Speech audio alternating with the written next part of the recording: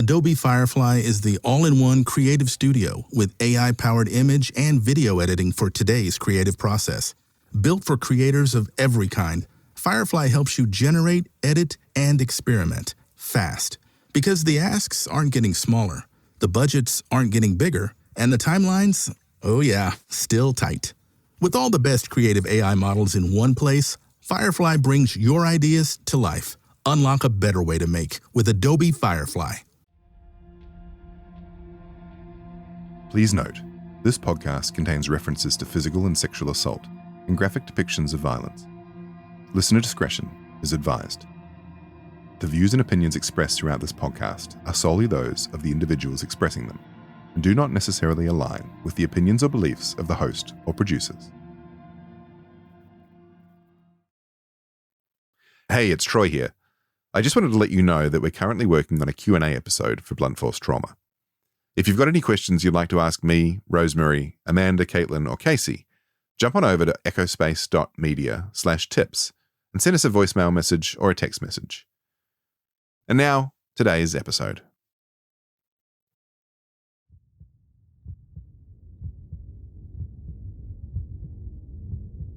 I have no idea. I could never figure that part out because I think the guys just made the list. I don't know where the list comes from. I don't know who got it, how it was done, none of that. But I know the cops know about it because I've talked to them about it before. I know that, lawyers know about it, the judges know about it, but you gotta catch them in the act too. And especially when I heard on the news that Faithe was not hit by a car, she was beaten. That's Jack. That's something Jack does. And I say that because he kidnapped a girl a couple of months ago and beat her so bad that he dumped her in a farmer's field. And that farmer found her that morning.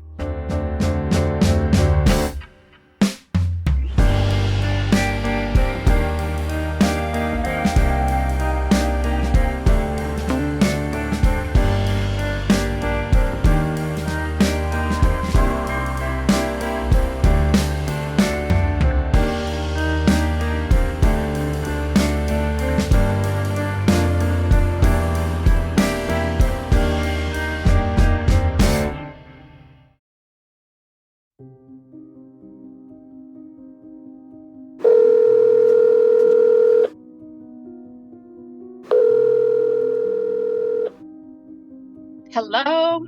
Hi, how are you? I'm good. How are you? I'm good. So on the back of all of this conversation about whether Ryan and Ronica are Native American, I decided to jump online and I dug into Ronica's background. And from what I can see there, 100% Native American. Cherokee. Wow. It looks like her great-grandfather, I think, was Cherokee. So that would put her at like what? I think she'd be at an 8. There is no minimum in Oklahoma. Right. There is no minimum, right? Yeah, right. Yeah. So she would still be under that McGirt v. Oklahoma ruling then. She would still be considered Native American. Okay. 100%. Yeah. Yep. So there was that, and then did a little more digging, and I also found an obituary for her aunt, and that clearly lays out all of it. That she was Native American, that she was Cherokee. So the tie is definitely there. So, in line with all of this, Amanda has been doing some amazing digging, and she's sent me some images of these court cases in Seminole County that are showing Bobby in tribal court. Bobby Ryan's dad? Yes. So it's tribal court, and there's 1 or 2, maybe 3 instances where this is reflected.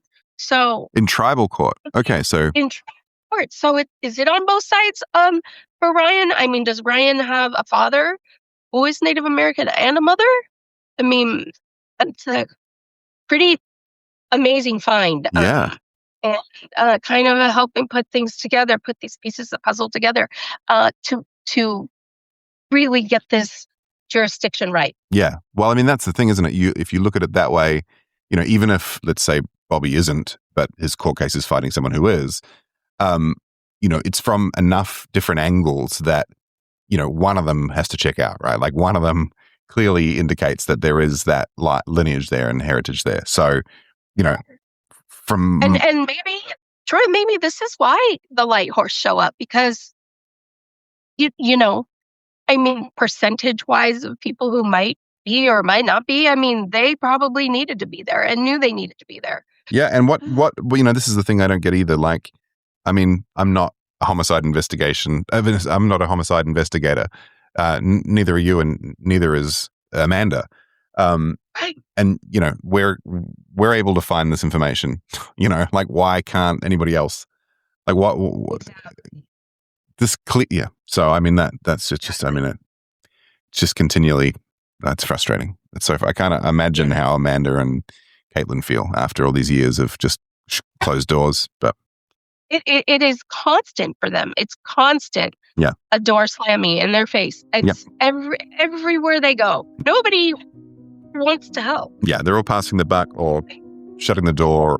Well, on the back of all of this, in terms of the Native American side of things, I think we have enough now to actually get a letter out and make a call to the FBI. So I'm gonna do that today, and then Great.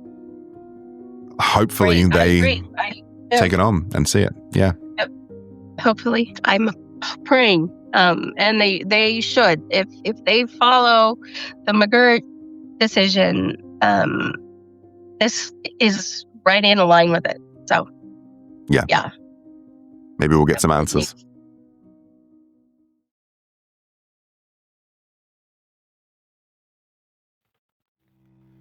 One of the things that continues to surprise me is how willing people are to talk about what they've heard surrounding Faith's death and about what they believe is really going on in Wewoka. People will talk, sometimes they'll talk a lot, but almost always there's a line they don't want to cross. They don't want anyone to know they're the ones saying it. There's a fear beneath so many of these conversations. I can hear it in people's voices. I can feel it in what they say and in what they stop themselves from saying.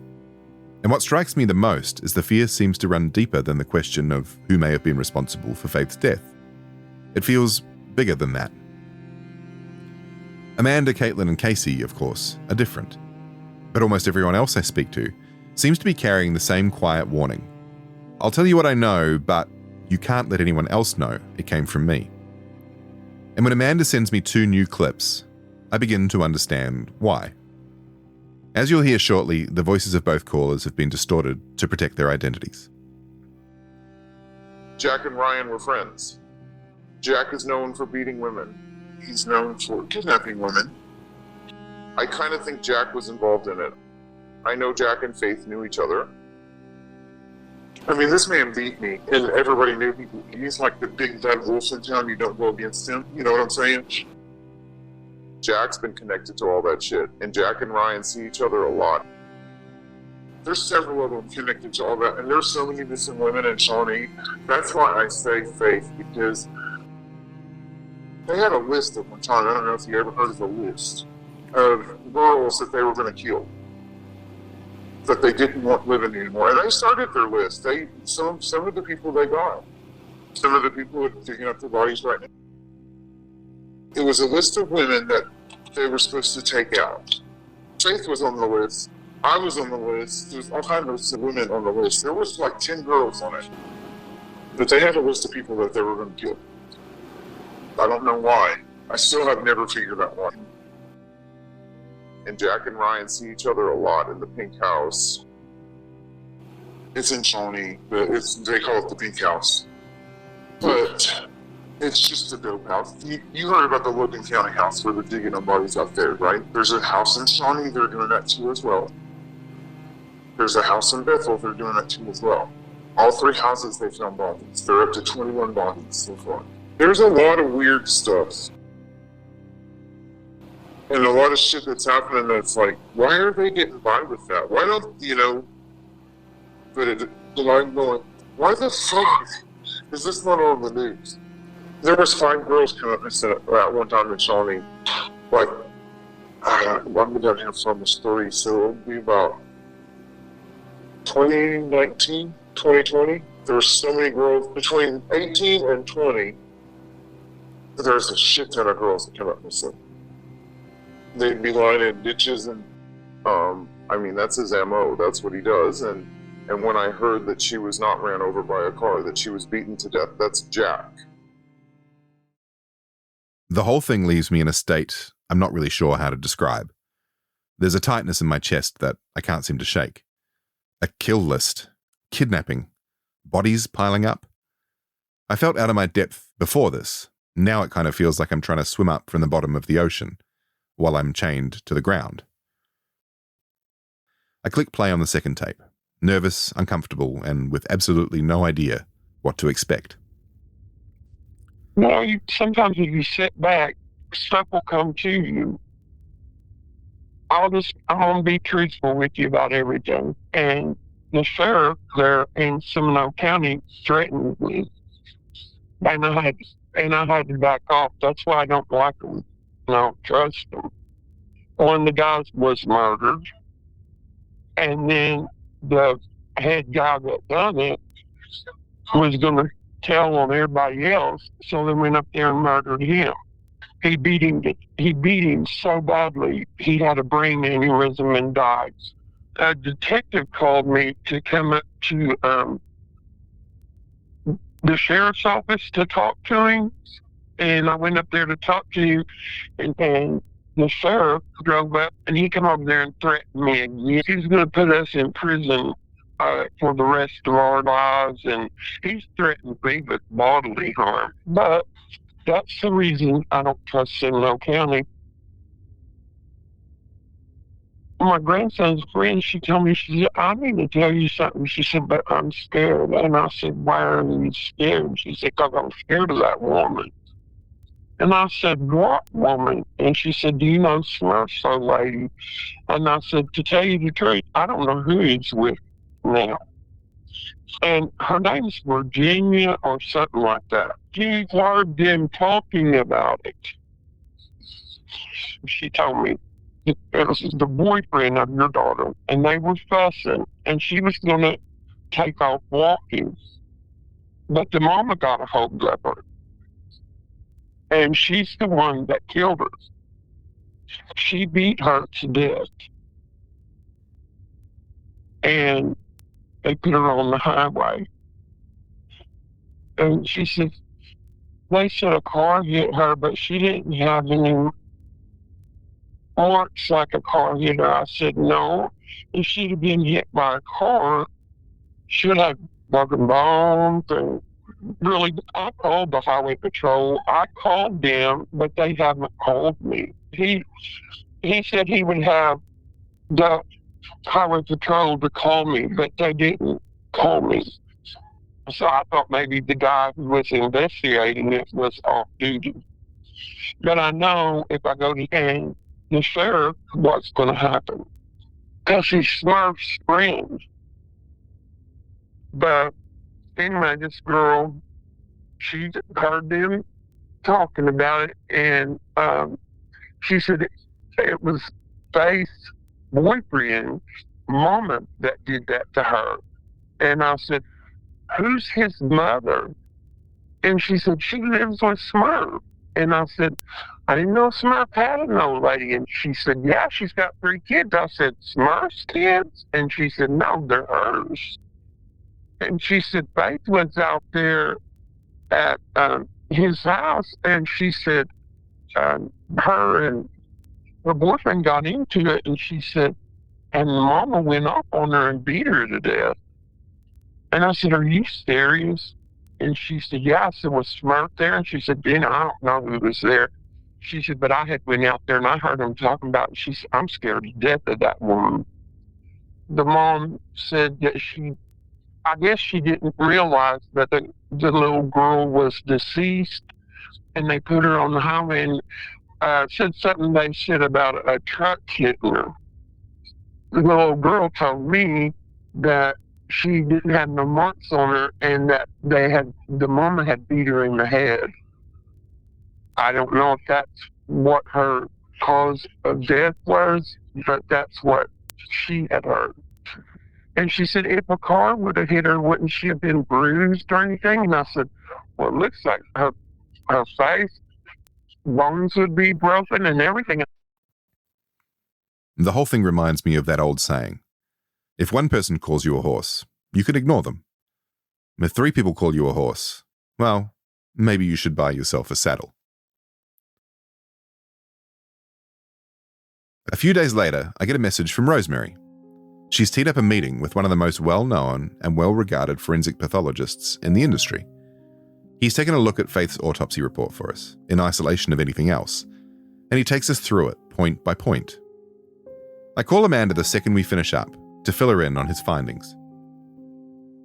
Okay, so I've just got off a call that Rosemarie teed up. She's got an acquaintance who is a really well-known forensic pathologist, top of his game, has been involved in a whole lot of really high-profile cases, and she managed to get him to take a look at Faith's autopsy for us.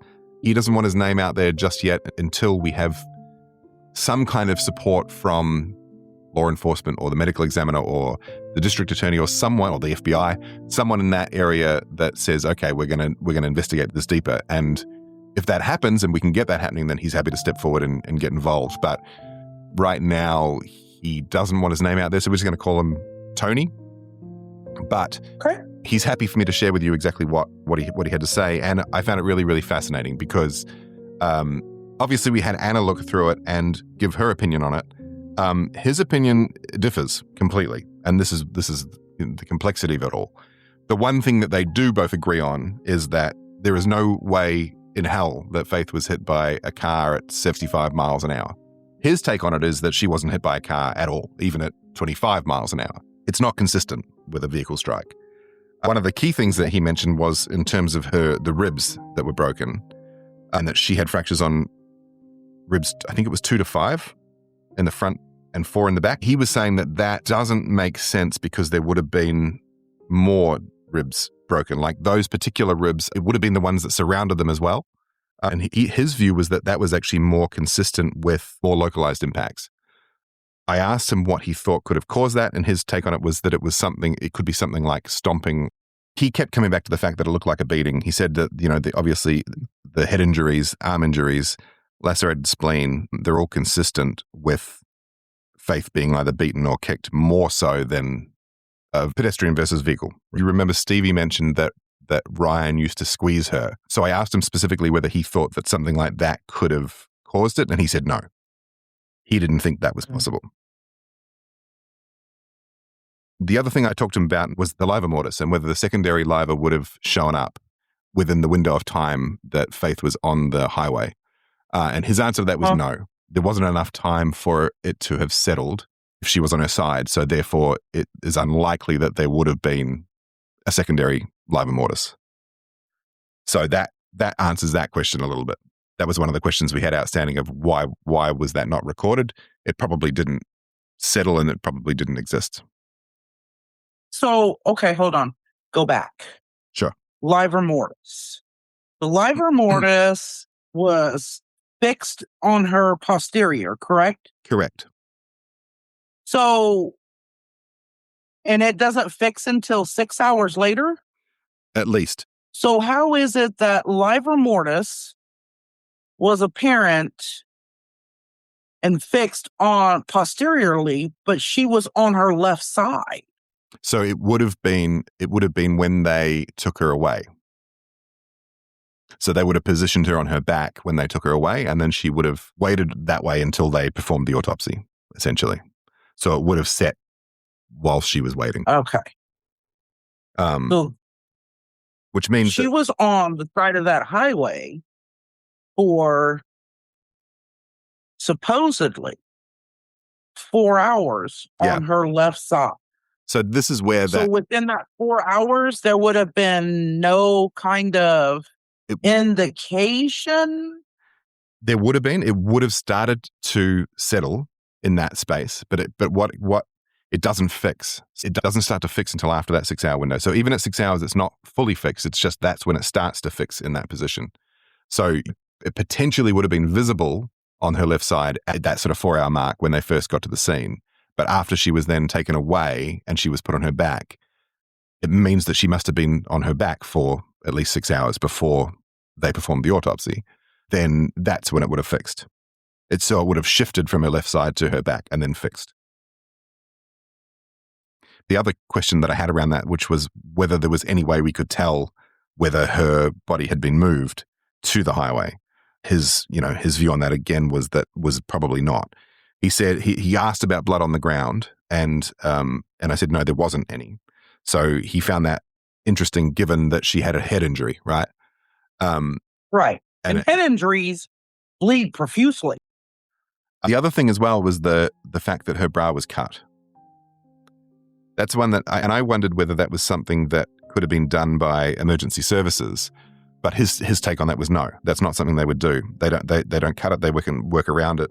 The other question I asked him on that front was, would it be possible for her to have sustained those injuries and walked to the half a mile, point where she was found? Is it possible that she sustained those injuries, she walked out of the property to essentially escape, but in a somewhat of a confused state, because let's not forget she was heading away from town literally into the darkness. Is it possible for her to have done that, walking or stumbling for half a mile and 20 minutes with a lung injury and a lacerated spleen? And his take was that it was possible, but not likely. Well, the last question that I put to him was, I just wanted to ask him clearly, and I said to him, in your professional opinion, is there any way that this was a vehicle versus pedestrian collision? And his answer was no. Not possible. So he was absolutely definitive on that stance. Definitive. Now, again, that contradicts the other opinion that we had, Anna's opinion. But, to a point. To a degree. If Signal 30 saying could be homicide, could be right, motor vehicle collision. Anna's saying motor vehicle collision, but not at speed. Tony's saying not a motor vehicle collision. OSBI is saying motor vehicle collision. OHP is saying not a motor vehicle collision. It's clear that it isn't as cut and dry as we might think from that side. As we're getting ready to close out the call, Amanda springs something on me that I never in a million years expected.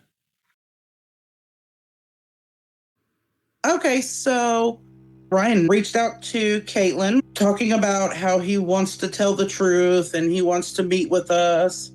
He actually made a call that my son-in-law Casey picked up. And Casey talked to Ryan a little bit about meeting up, and he's wanting to tell us the truth about what really happened. So we're going to meet with him. We'll see what happens, what he has to say. Going to be interesting.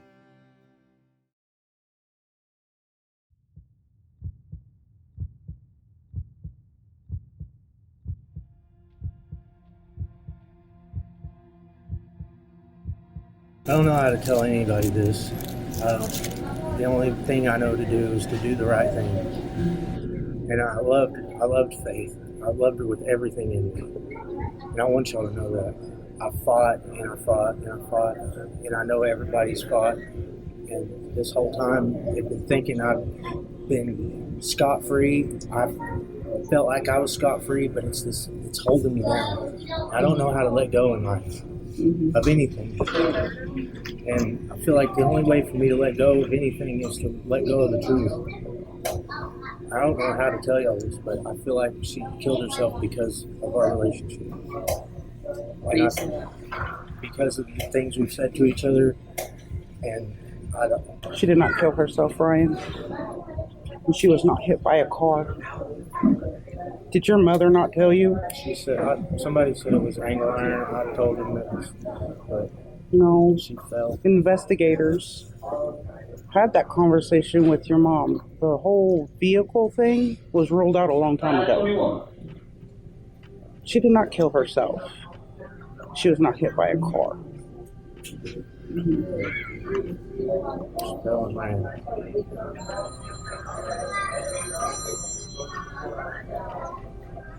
Faith died at that house. So I thought, too.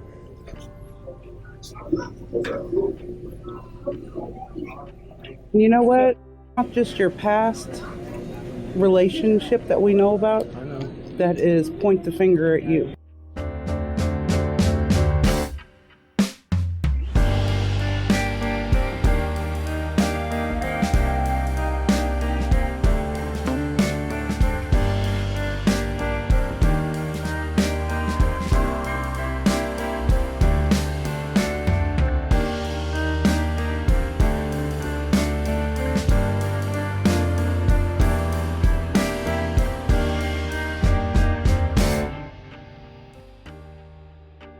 Faith's case is still open, and her killer or killers have not yet been brought to justice. If you know anything about Faith, her death, or those who may be responsible, we'd like to hear from you. Please visit echospace.media/tips and either leave a voicemail or send us a message. You can also find us on Facebook and Instagram at Blunt Force Trauma Podcast. If you're enjoying this podcast, please consider our subscriber option on Apple Podcasts or Patreon at patreon.com/echospacepodcasts, where you get access to early episode drops, ad-free episodes, and bonus content across all of the Echospace shows. If you'd like to keep up to date with progress on Faith's case, please visit and follow the Justice for Faith Ely Facebook page. You'll find a link to it in the episode notes. Blunt Force Trauma is a production of Echospace, written and hosted by Troy Taylor. Executive producers are Troy Taylor, Mark Taruli, and Fred Scherzer. Our main theme song is Lose My Mind by Maya Davidoff, and the show also contains audio content from Moby Gratis.